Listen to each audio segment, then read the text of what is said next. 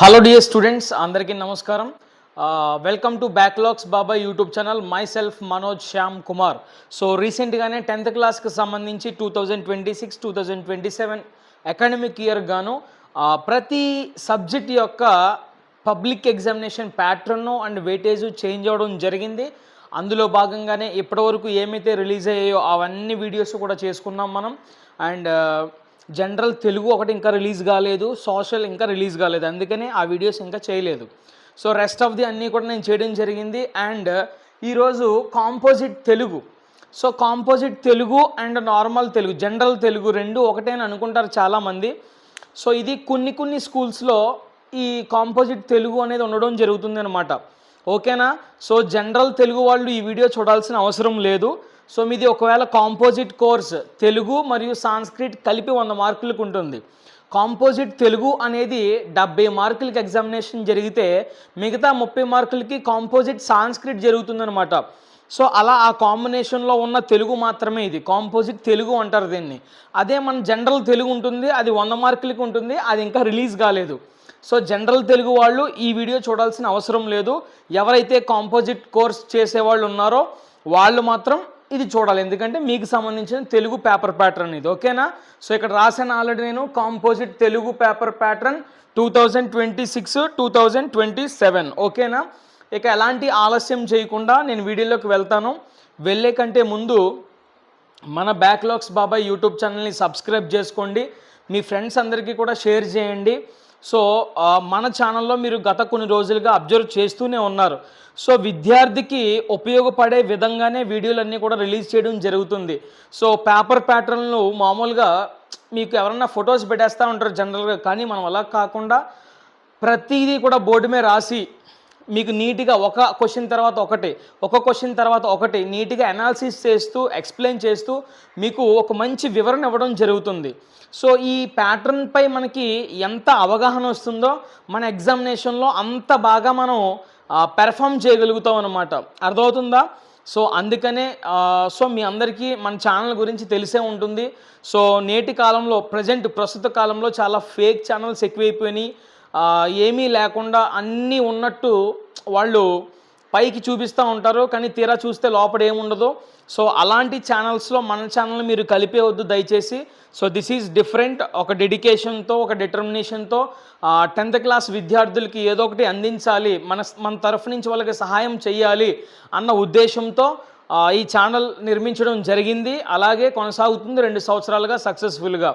కాబట్టి మీరు కూడా ఇది కూడా అంటే ఒకరికి షేర్ చేయడం అనేది అది కూడా ఒక రకమైనటువంటి సహకారమే, అది కూడా హెల్పింగ్ నేచర్లో భాగమే. కాబట్టి ఒక స్టేటస్లో పెట్టారనుకోండి, ఎవరో ఒకరు చూస్తారు, ఎవరో ఒకరు అవసరమైన ఒక్క విద్యార్థికైనా ఈ వీడియో చేరాలి. రూరల్ ఏరియాస్లో ఉండే ప్రతి విద్యార్థికి కూడా ఇవి తెలియదు పాపం, వాళ్ళకి ఎవరు కూడా చెప్పరు ఇవి. స్కూల్స్లో కానీ వాళ్ళకు కూడా జనరల్గా తెలియదు ఇవి. సో వాళ్ళకి తెలిస్తే వాళ్ళు బాగా చదువుకోగలుగుతారు కదా, దానికి మనం హెల్ప్ చేసిన వాళ్ళు అవుతాం కదా. అందుకనే దయచేసి షేర్ చేయండి. ఒకవేళ మీరు కూడా ఇంకా సబ్స్క్రైబ్ చేసుకోకుండా ఉంటే సబ్స్క్రైబ్ చేసుకోండి, బెల్ ఐకాన్పై క్లిక్ చేయండి, అండ్ ప్రతి వీడియోని కూడా లైక్ చేయండి. మీరు లైక్ చేస్తే ఈ వీడియో మన కొత్త వాళ్ళకి ఎవరైతే 10th క్లాస్ వాళ్ళు ఉన్నారో వాళ్ళకి సజెస్ట్ అవుతుంది అనమాట. సో ఏం డౌట్ ఉన్నా కూడా కమెంట్ చేయండి, మీకు ఎలాంటి వీడియోస్ కావాల్సి వచ్చినా కమెంట్ చేయండి. ప్రతి కమెంట్స్కి నేను రిప్లై ఇస్తున్నాను, మీరు చూస్తూనే ఉన్నారు. గత వీడియోలకి రిప్లైలు ఇచ్చానా లేదా? ఇచ్చాను, ఖచ్చితంగా ప్రతి వీడియోకి ఇచ్చుకుంటూ వస్తున్నాను. అండ్ హై పాయింట్స్ ఉన్నాయి కదా కమెంట్స్ దగ్గర, కమెంట్స్ని మీరు ఇలా పక్కకి జరిపితే హై పాయింట్స్ ఉంటాయి, అవి కూడా ఇవ్వండి. ఓకేనా? Thank you very much. So composite Telugu అనేది మనకి 3 విభాగాలుగా కనిపిస్తుంది పేపర్. ఓకేనా?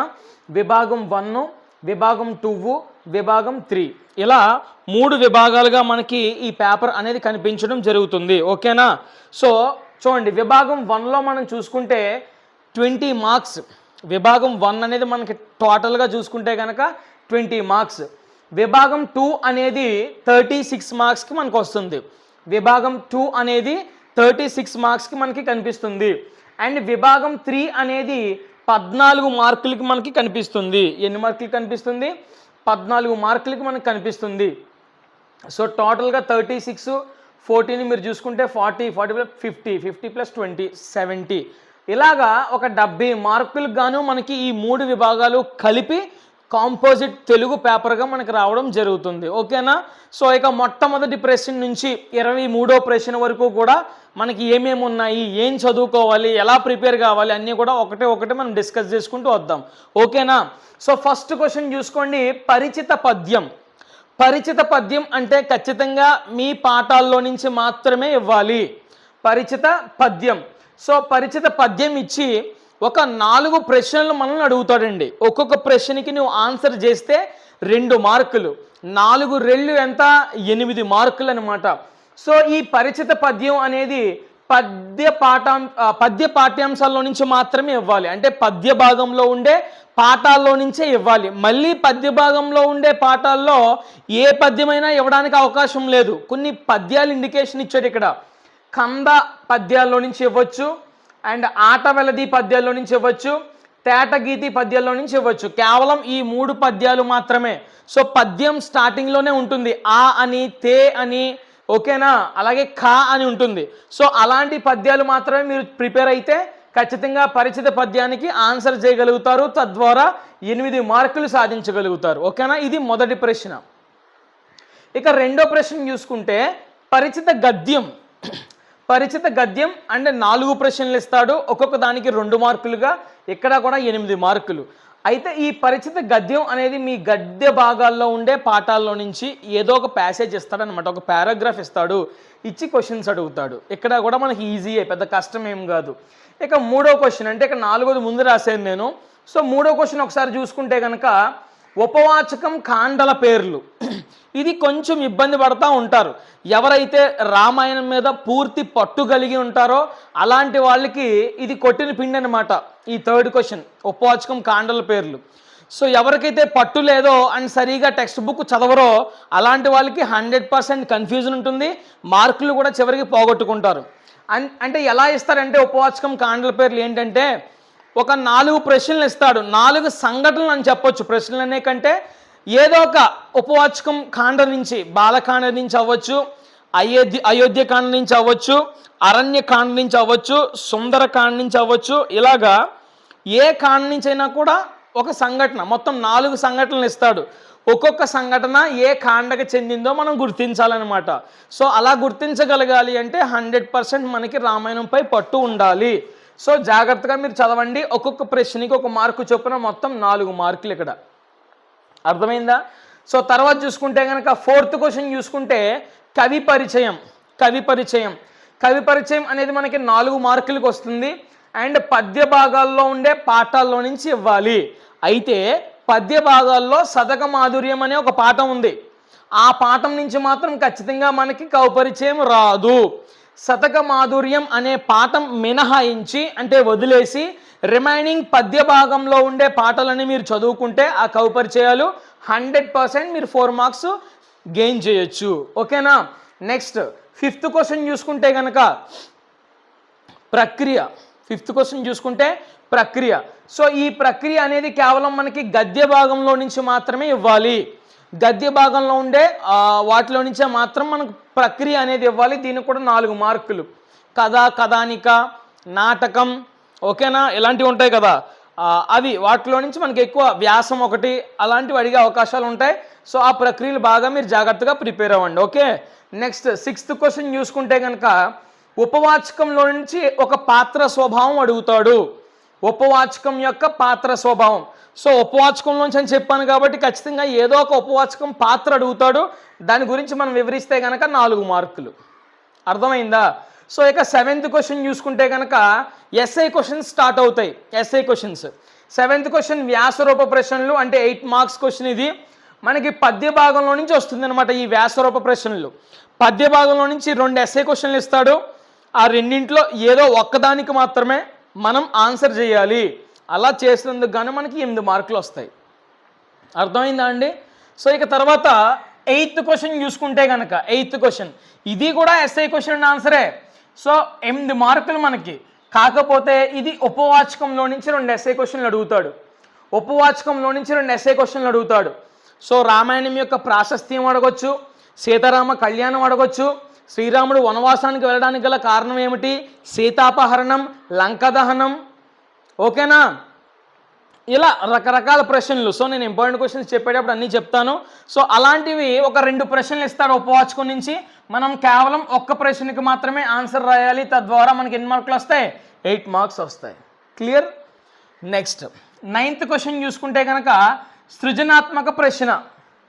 ఈ సృజనాత్మక ప్రశ్న కూడా ఎన్ని మార్కులకు వస్తుంది? 8 మార్కులకు వస్తుంది. అయితే ఈ సృజనాత్మక ప్రశ్న అనేది ఖచ్చితంగా గద్య భాగంలో నుంచి మాత్రమే ఇవ్వాలి. ఆ గద్య భాగంలో మళ్ళీ పర్టికులర్గా లేఖ, కరపత్రం, ప్రశ్నావళి, ప్రకటన. సో వీటి మీద మీరు బాగా కాన్సన్ట్రేట్ చేయగలిగితే ఈ 4గింట్లో ఒకటి వచ్చేస్తుంది. ఈ సృజనాత్మకతలో నుంచి మీరు 8 మార్కులు సాధించవచ్చు. కాబట్టి ఇవి జాగ్రత్తగా ఫోకస్ చేయండి. నెక్స్ట్ ఇక 10వ ప్రశ్న. ఇక్కడి నుంచి గ్రామర్ స్టార్ట్ అవుతుంది మనకి.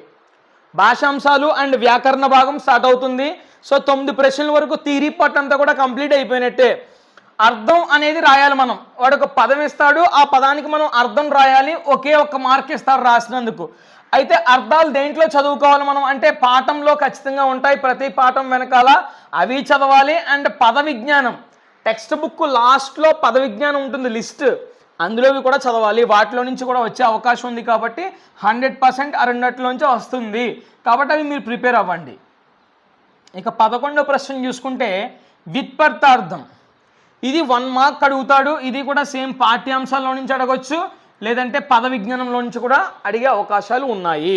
అంటే పద విజ్ఞానం అంటే టెక్స్ట్ బుక్ వెనకాల ఉంటాయి చూసుకోండి. అంటే మొత్తం టెక్స్ట్ బుక్ ఫుల్ వెనకాల. ఓకే, 12th క్వశ్చన్ చూసుకుంటే పర్యాయ పదాలు ఉంటాయి మనకి, పర్యాయ పదాలు. సో ఇది కూడా 1 మార్క్కి యాజ్ ఇట్ ఈజ్ పాఠ్యాంశాల్లో నుంచి అండ్ పద విజ్ఞానంలో నుంచే ఇస్తారు. నెక్స్ట్ 13వ ప్రశ్న నానార్థాలు రాయడం. సో నానార్థాలు రాసినందుకు మనం 1 మార్క్ సాధించవచ్చు. ఇది కూడా పద విజ్ఞానంలో నుంచి అండ్ పాఠ్యాంశంలో నుంచే ఇస్తారు. ఇక 14వ ప్రశ్న వికృతి రాయాలి. వాడు ప్రకృతి ఇస్తాడు, మనం వికృతి రాయాలి. ఓకేనా? ఇది కూడా 1 mark same as it is పాఠ్యాంశాల్లో నుంచి అండ్ పద విజ్ఞానంలో నుంచి మనం ప్రిపేర్ కావాలి. ఇక 15వ ప్రశ్న చూసుకుంటే వాక్యం ఇస్తాడు. ఆ వాక్యంలో జాతీయాన్ని మనం గుర్తించాలి. ఒక వాక్యం ఇస్తాడండి, ఆ వాక్యంలో నుంచి మనం జాతీయాన్ని గుర్తించాలి. అయితే ఈ వాక్యం అనేది పద్య భాగంలో నుంచి కానీ గద్య భాగంలో నుంచి కానీ అడిగే అవకాశాలు ఎక్కువగా కనిపిస్తున్నాయి. సో దీనికి 1 మార్క్. ఇక 16వ ప్రశ్న చూసుకుంటే సొంత వాక్యం రాయడం. ఒక సొంత వాక్యాన్ని రాయాలి, దానికి 1 మార్కు. ఇది పద్య గద్యాల్లో నుంచే ఇస్తాడు. అర్థమైందా? అర్థం కాలేదా? నెక్స్ట్ 17వ ప్రశ్న అలంకారాన్ని గుర్తించడం. ఏం లేదు, వాడిచ్చిన సెంటెన్స్లో సో అలంకారాన్ని గుర్తించి దాని యొక్క పేరుని రాయాలంతే. That's it. మీకు 1 మార్క్ వస్తుంది. దాని యొక్క లక్షణం రాయాల్సిన పని లేదు మీకు. అండ్ 18వ ప్రశ్న చూసుకుంటే కనుక గణమును గుర్తించడం. గణమును గుర్తిస్తే 1 మార్క్ వస్తుంది. అయితే 3 అక్షరాలు ఇస్తాడు మనకి. అది నగనం అవ్వచ్చు, భగనం అవ్వచ్చు, రగనం అవ్వచ్చు, యగనం అవ్వచ్చు. ఓకేనా? అవి కూడా ఎక్స్ప్లెయిన్ చేశాను నేను ఆల్రెడీ. సందులో ఒకసారి చూసుకోండి, వీడియోస్లో ఉంటాయి. అండ్ అలంకారాలు కూడా రీసెంట్గానే కంప్లీట్ చేసా. సో అది కూడా చూసుకోండి. ఓకేనా? మిగతావి చేస్తా. నెక్స్ట్ 19వ ప్రశ్న చూసుకుంటే కనుక సంధి పేరును గుర్తించాలండి. సంధి పేరును గుర్తించినందుకు 1 మార్క్. ఇది పాఠంలో నుంచి ఇవ్వచ్చు అండ్ పాఠ్యాంశం చివర ఉంటాయి కదా, ప్రతి పాఠ్యాంశం చివర. సో అందులో నుంచి కూడా ఇవ్వచ్చు భాషాంశాలు. నెక్స్ట్ 20వ ప్రశ్న వచ్చేసి సమాసం పేరును గుర్తించాలి. అది ఏ సమాసం మనం చెప్పగలగాలి. చెప్పినందుకు గాను 1 మార్క్ ఇస్తాడు. ఇది యాజ్ ఇట్ ఈజ్ పాఠ్యాంశంలోనివి లేదా పాఠాల యొక్క చివరి పేజీలో ఉంటాయి. అవి మీరు ప్రిపేర్ కావాలి. 21వ ప్రశ్న చూసుకుంటే వ్యతిరేకార్థక క్రియను గుర్తించడం. ఇది ఏ పాఠంలో నుంచైనా ఇవ్వచ్చు. అయితే మనం దీన్ని పెద్దగా ప్రిపేర్ అవ్వాల్సిన పని లేదు. డెడ్ ఈజీగా 1 మార్క్ వస్తుంది. నెక్స్ట్ 22, 23వ ప్రశ్నలు రెండూ కూడా వాక్య రకాలను గుర్తించడం అనే పాఠం నుంచే మనకి ఇస్తాడు. కాబట్టి ఇది 2 మార్కులు. ఇవి పాఠంలోని ఇవ్వచ్చు లేదా బయటివి సొంతంగా అయినా ఇవ్వచ్చు. వాక్యాలు రకాలు అనే గ్రామర్ టాపిక్ నేను చాలా అద్భుతంగా ఎక్స్ప్లెయిన్ చేశాను. ఓకేనా? వీలైతే ప్లేలిస్ట్లో తెలుగు వ్యాకరణాంశం భాషాంశాలను వ్యాకరణాంశాన్ని పెడతాను. అందులో అన్నీ పెడతాను. నేను చేసిన తెలుగు వీడియోస్ అన్నీ, గ్రామర్ వీడియోస్ అన్నీ కూడా మీరు చూడండి, జాగ్రత్తగా నేర్చుకోండి. ఖచ్చితంగా సరిపోతుంది ఆ వీడియో 100%. సో ఇది కాంపోజిట్ తెలుగు సంబంధించినటువంటి మొత్తం పేపర్ వివరణ. అర్థమవుతుందా? సో ఒక పేపర్ మీద కానీ ఒక బుక్ మీద కానీ నీట్గా రాసుకుని ఈ ప్రకారంగా మీరు చదువుకున్నట్లయితే 100% 70కి 70 మార్కులు మీ సొంతం. ఓకేనా? So thank you for watching.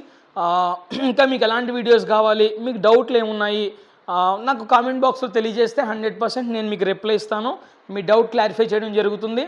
So దయచేసి మళ్ళీ మర్చిపోవద్దు, ఇప్పటివరకు చూసారంటే ఖచ్చితంగా వీడియో మీకు ఉపయోగపడిందనే కదా, లైక్ మాత్రం చేయండి, వీలైతే ఫ్రెండ్స్కి షేర్ చేయండి. మరొక వీడియోతో ఖచ్చితంగా మళ్ళీ మిమ్మల్ని కలుస్తాను. ఓకేనా? Thank you dears.